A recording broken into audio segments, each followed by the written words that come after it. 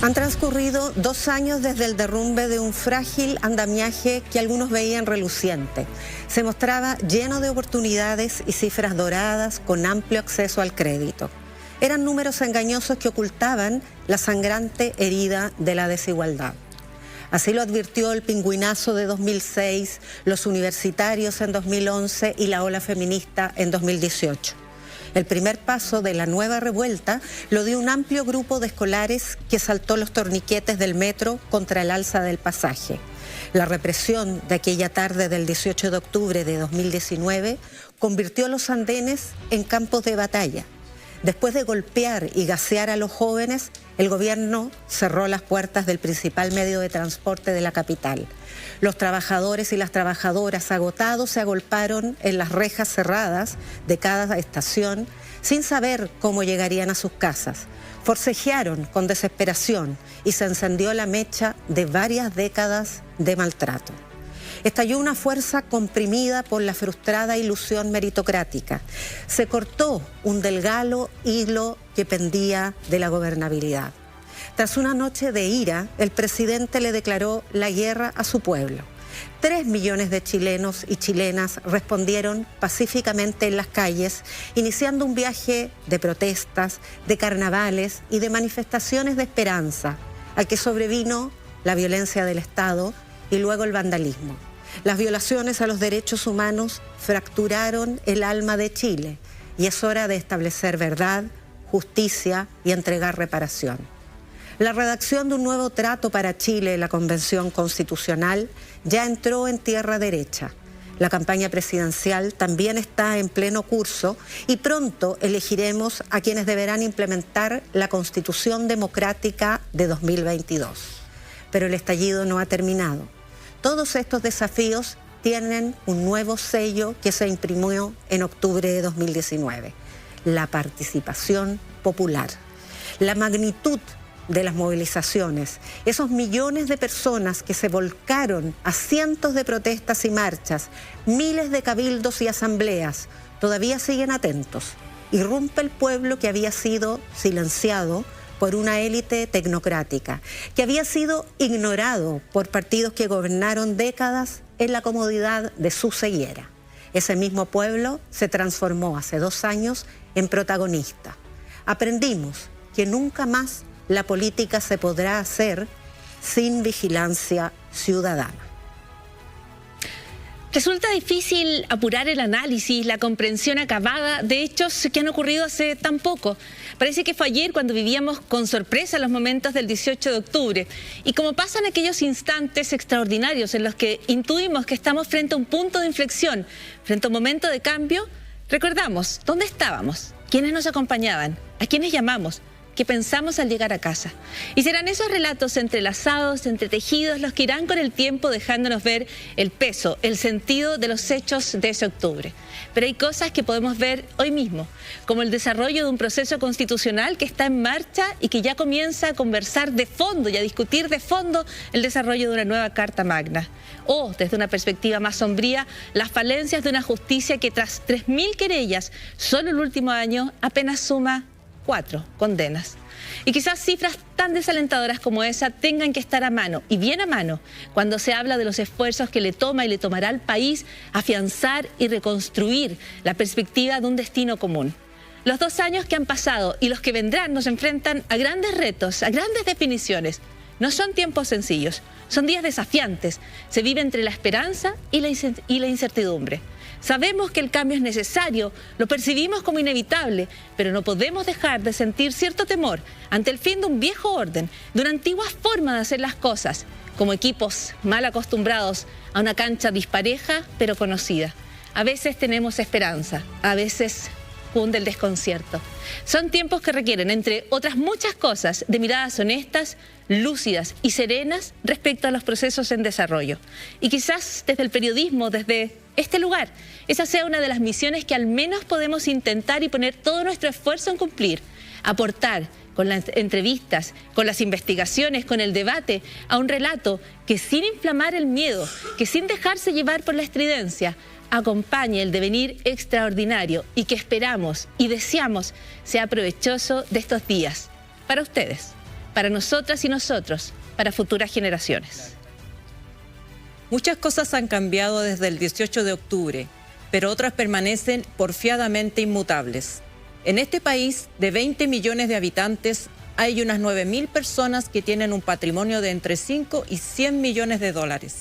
Entre ellos, 263 súper ricos que ostentan un patrimonio promedio de más de 600 millones de dólares. En ese club está el propio presidente de la República. Es el mismo país en que siguen haciéndose bingos para pagar tratamientos de salud, en que el Estado se ha mantenido completamente indiferente a la necesidad de adecuar escuelas y otorgar recursos para que la pandemia no afectara, como siempre, a los niños y niñas en la base de esta pirámide. En 2020, 186.000 niños, niñas y adolescentes abandonaron el sistema escolar. Este año, otros 40.000 no se matricularon en ninguna escuela. En el país donde fue asesinado Camilo Catrillanca, que se encubrió primero como un atentado terrorista, el gobierno sigue insistiendo en la solución militar y decreta estado de emergencia en una región que ya no aguanta más abusos policiales. Aquí, el agua sigue siendo privada y las ISAPRES, AFPs, bancos y empresas de retail reparten cuantiosas utilidades a pesar del aumento del desempleo y del trabajo precario. En Chile los economistas escriben columnas y cartas por el efecto negativo que puede tener en la economía entregar parte de sus ahorros a los cotizantes que aún tienen suficiente para anotarse con un cuarto retiro, pero apenas se inmutan por el efecto negativo que tiene en la viabilidad de Chile, en su posibilidad de ser verdaderamente próspero y justo, la escandalosa concentración de la riqueza y del poder. Nada ha cambiado todavía. La esperanza pende de un hilo. Gracias al estallido, nos ganamos el derecho a escribir una nueva constitución y a entregar esa tarea a 155 personas que comienzan mañana a escribir nuevas reglas, que nos permitan aspirar a un futuro justo, amoroso y equitativo. Esas personas no son mejores ni peores que cualquiera, pero lo hermoso es que se parecen mucho más a nosotros que quienes se siguen sintiendo con derecho a decirnos qué hacer. Aguantemos el aliento, démosles la oportunidad. Si no logran su cometido, quizá perdamos la última ocasión de empezar a construir un nuevo país en paz. Aquí comienza Pauta Libre. Yo pensaba que la justicia existía, pero la justicia no existe. Para los ricos no, para uno no hay. Cuando las historias que importan no se cuentan ni se escuchan. Nuestro pueblo fue una nación y la lucha nuestra, por lo tanto, es recuperar el territorio. Cuando se impide el acceso a la información y no se entregan las respuestas. Tengo un botoncito aquí fantástico debajo del dedo. Tenemos todo el derecho a hacer estas preguntas. Cuando hay injerencias e influencias externas para censurar. Telefonazo de jefa de gabinete de Piñera a dueño de la red en Miami para reclamar por entrevista. Cuando el poder no rinde cuentas y la justicia nunca ve la luz. Que en algún momento se va a hacer justicia. Yo sé que mis ojos nunca van a volver. Puede que encuentres la verdad de lo que está sucediendo. Y cuando la encuentres, encontrarás Pauta Libre.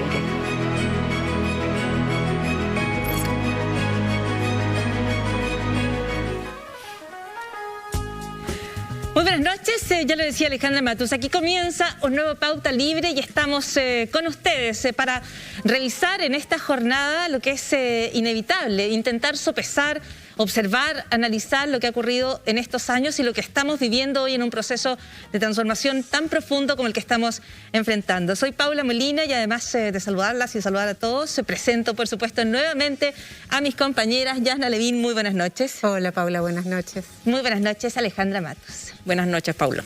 Partamos con quizás algo más de lo que planteábamos en la editorial. Yo creo que nosotras, como imagino en cada hogar y en distintos lugares y en espacios de trabajo y en espacios de estudio, se observa qué es lo que está sucediendo, qué es lo que comienza ese octubre y cómo sigue en este futuro que yo creo marca un hito tan importante en el inicio de la conversación constitucional de fondo. Sabemos que lo previo no ha sido baladí, no ha sido innecesario, ha sido fundamental. Las reglas bajo las cuales se va a dar la conversación y la convención constituyente. Ahora entramos en el fondo de los temas. Alejandra, tú hablabas de un proceso que es delicado, que pende de un hilo, tú dices, y al cual hay que dar esta oportunidad, porque la oportunidad al proceso es la oportunidad para la comunidad completa, ¿no? De esto salimos todos y todas, y más que salir, lo entretejemos, lo reconstruimos, lo reparamos entre todas y todas. No hay otro camino, no hay otra mirada. Cuando hablas de ese delicado equilibrio, ¿qué crees que es importante hoy? ¿Qué crees que es importante subrayar? Yo creo que constatar eso, ¿no? Que no es algo que está dado ni garantizado, que es algo que hay que construir entre todos y todas. Esto no significa que uno tiene que ser obsecuente ante lo que hace la convención o ante los errores que pueda cometer cualquier persona dentro de la convención. Pero creo que poner el acento ahí y tratar de sacar una conclusión, como en el caso, por ejemplo, de Rojas Vade, ¿no? que fue una cosa terrible que pasó para la confianza de la convención, deducir de su comportamiento, el comportamiento de toda la convención, me parece exagerado, injusto e irresponsable. Porque, digamos, si nos damos esos gustitos, ¿no? Si nos damos el gustito de mirar para otro lado y de decir la convención no sirve para nada, entonces, ¿qué sirve? ¿Cuál es la solución? Y las sociedades a través de los tiempos han demostrado que si no logran ponerse de acuerdo por vías pacíficas, entonces sobreviene la violencia. Y cuando sobreviene la violencia, los que sufren más son las mujeres y los niños. Importante, creo yo, poner el acento también en la necesidad de, como tú dices, una mirada que sea crítica, que no es obsecuente, que es lúcida, pero que deja espacios para las oportunidades de cambio que hay hoy.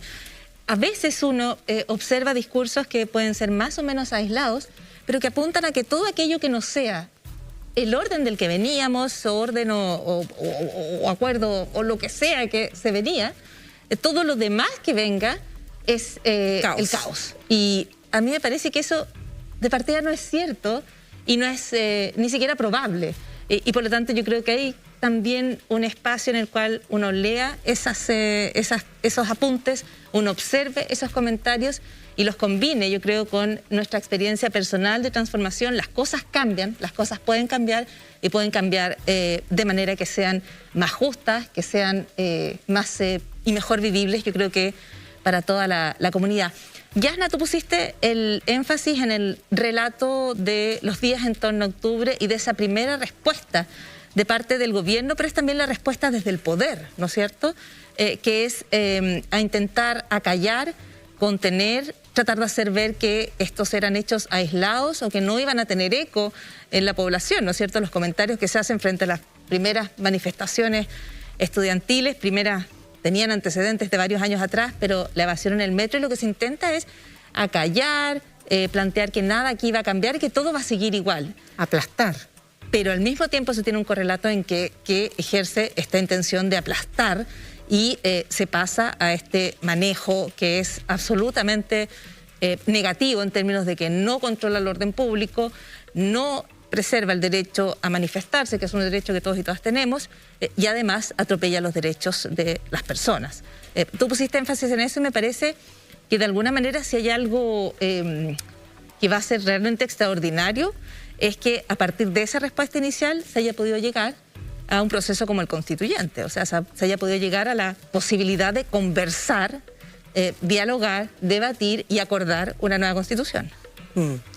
Estaba repasando una investigación que está actualizando periódicamente Espacio Público con Ipsos, que no son encuestas cuantitativas, sino que son focus group e investigaciones de carácter cualitativo. Y hasta el último informe, a fines de septiembre, daba cuenta de las emociones que despierta este proceso que estamos viviendo. Y la primera es la esperanza, la segunda es la alegría y la tercera es la incertidumbre, con bastante diferencia. Entonces, cuando Yo todas las mañanas me levanto y leo el Mercurio por razones profesionales o de formación profesional. Y claro, uno ve un país que se cae a pedazos. Efectivamente hay una institucionalidad y un viejo orden que se está cayendo a pedazos. Pero hay una tremenda oportunidad que la mayoría de la gente percibe todavía con alegría. Es cierto, las instituciones se desgastan desde el minuto en que se constituyen como tales, que es lo que le pasa a la Convención Constitucional. Pero me parece que no tenemos que dejar de alertarnos, ni siquiera preocuparnos, de que el segundo en las encuestas, el segundo candidato presidencial en las encuestas, tiene como estrategia que la nueva Constitución sea rechazada en el plebiscito de salida. O sea, es desarmar lo que precariamente se ha logrado en un contexto en que mucha gente cree que el estallido se terminó, pero no se terminó. Esto sigue con otras maneras, hubo una pandemia entre medio, de hecho se extendió a la zona del Gualmapu. Entonces creo que hay sectores peligrosos. Hay que poner ojo. Es la segunda mayoría en las encuestas. Las encuestas se equivocan. Pongamos las encuestas en pausa. Sí, para poner las encuestas en pausa, no porque digan o no digan lo que queremos o no queremos escuchar o lo que un sector u otro quiera escuchar, sino que sabemos de las falencias de las encuestas. No es solo la impresión respecto a que las encuestas no leen bien lo que está pasando, porque de hecho se han equivocado de manera muy profunda, a mí me parece. Es que ojo, las encuestas hay malas encuestas. Sin ir más lejos en lo que se apuntaba respecto al rechazo y apruebo, ¿no es cierto? Nadie ve ese 80%, y yo diría que un 80% es un número más o menos, debería ser... Es muy contundente. No tan difícil de observar. Respecto a las encuestas, ¿cuánto podemos mirar? Porque esto está en medio de un proceso presidencial y sabemos que además eventualmente puede haber la intención de favorecer o desfavorecer a una candidatura o a la otra, o de favorecer alguna estrategia a partir de las encuestas. ¿Cuánto podemos hoy confiar en las encuestas? Es que efectivamente las encuestas perdieron su capacidad de predictibilidad del voto, porque en un contexto de voto voluntario y de ingreso y salida masiva de distintos electores, es muy difícil prever el resultado de una elección, pero las encuestas, las bien hechas, porque hay de todo, pero siguen teniendo una cierta capacidad de percibir los climas de opinión pública en el minuto en que se consulta, desde luego. Y es el minuto en el que estamos conversando de esto. Bueno, no quiero golpearme a mí misma. Bueno, golpear es una expresión periodística para los que... Claro, a tus propios pero he estado trabajando hace semanas en un reportaje sobre las encuestas y me reservo mi comentario hasta el miércoles en que va a aparecer ese reportaje. Eso es spoilearse. Claro. Pero sí creo que las encuestas en Chile no funcionan como instrumentos de medición académica de nada. O sea, creo que realmente tenemos que... es como en el que tú llamas viejo orden, había que levantarse los domingos y leer a los columnistas de turno para saber qué había pasado, cómo interpretar lo que había pasado y predecir lo que iba a venir. Dices los columnistas porque además puras plumas masculinas. Por supuesto, porque el 99,9% de los columnistas en Chile han sido y siguen siendo hombres.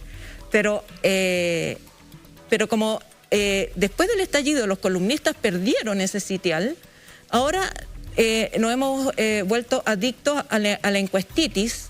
Y en empresas que hacían encuestas una vez al mes, una vez cada 3 meses, ahora hacen encuestas semanales. Y me imagino que ustedes como colegas también yo recibo todos los días distintos correos de la encuesta X, la encuesta Z y la encuesta... Creo que tenemos que confiar en nuestras percepciones como ciudadanos, como ciudadanas. El pueblo chileno ha dado, y yo creo que ya se cansó de dar sorpresas, o sea, el 80%, después que no iba a salir ningún candidato independiente, que era imposible, los partidos iban a dominar la Convención Constitucional, tampoco fue así. Entonces, esperemos, no tratemos de adivinar el futuro, tratemos de lidiar con el presente y con lo que vemos, percibimos y es posible palpar. ¿Me puedo quedar con ese consejo de, en vez de tratar de adelantar el futuro, tratar de lidiar de manera lúcida con el presente?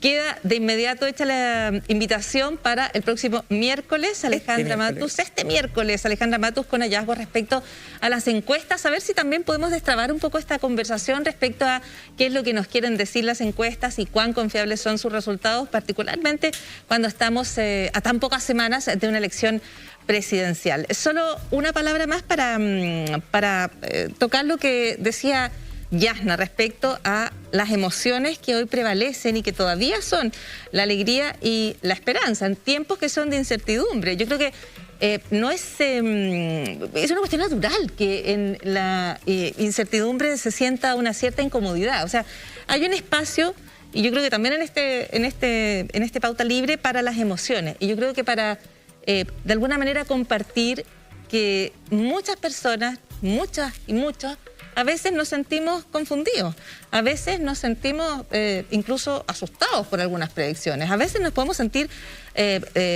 desaliento respecto a lo que viene, o podemos sentir que el escenario es mucho más confuso de lo que quisiéramos. Bueno, de eso están hechos estos días, pero eso no es motivo para perder la esperanza, no es motivo para perder, como tú decías, también el contacto con quienes nos rodean y tratar de, a partir de esa conversación informada, ojalá, ser capaces de evaluar mejor lo que está pasando, no llevarse por el pesimismo, sí, yo creo que aún en tiempos de confusión uno tiene que tener la capacidad de mirar los caminos alternativos. Y no hay un lugar donde volver hacia el pasado. Porque, por ejemplo, veamos la Convención Constitucional, que es paritaria. No hay un lugar en el pasado al que volver donde haya un cuerpo político paritario.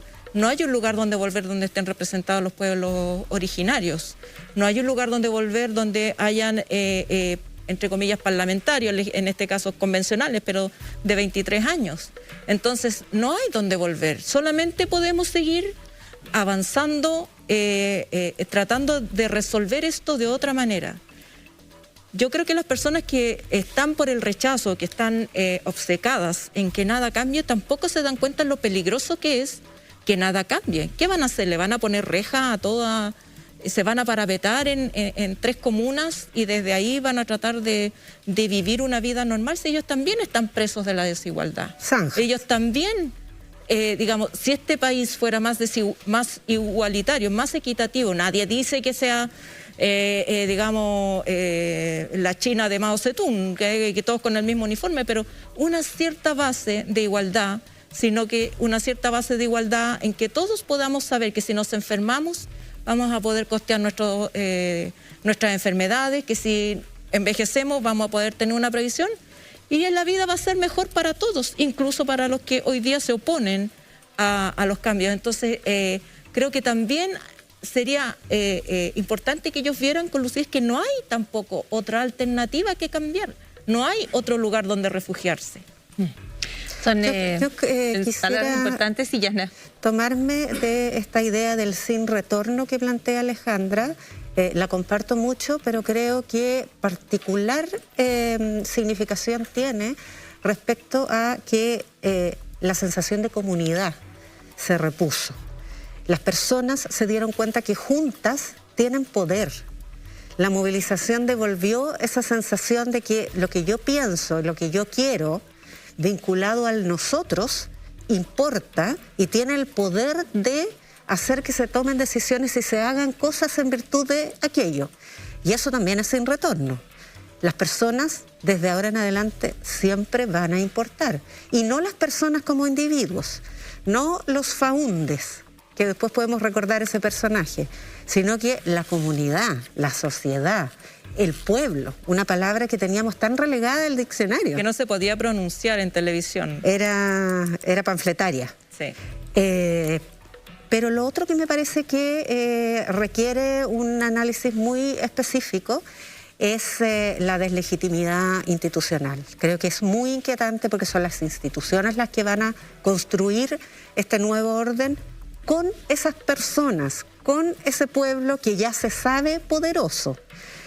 Pero no podemos mirar la Plaza Dignidad, condenar el pillaje condenar los saqueos sin recordar, por supuesto que debemos condenarlo, digo, pero no podemos hacerlo sin antes recordar que hay 2 ex generales directores de Carabineros condenados por razones de corrupción, que hay un ex director de investigaciones recién formalizado y preso por razones de corrupción, que hay un candidato presidencial que recibió dinero, como tantos candidatos, de pesqueras, en el caso del que estoy mencionando, de Soquimich, de Penta y de otras 24 empresas que quedaron impunes, lo sabemos. Entonces, cuidado cuando hablamos de delincuencia. Primero, erradiquemos la delincuencia de la corrupción de las instituciones, y eso no se ha hecho. Eso es parte de la construcción del nuevo orden. Es muy importante.